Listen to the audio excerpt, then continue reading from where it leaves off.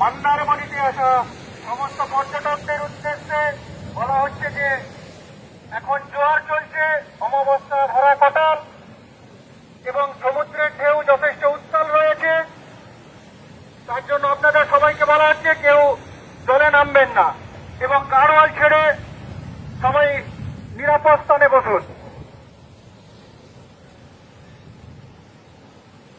মন্দারমণিতে আসা সমস্ত পর্যটকদের উদ্দেশ্যে বলা হচ্ছে আপনারা কেউ এখন জলে নামবেন না।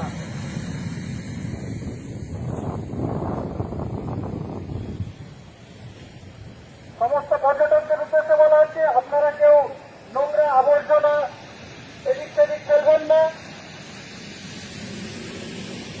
পরিষ্কার পরিচ্ছন্ন রাখবেন এবং আমাদের যে ডাস্টবিন আছে ডাস্টবিনে যথাস্থানে আপনারা ওই নোংরা আবর্জনা ফেলবেন।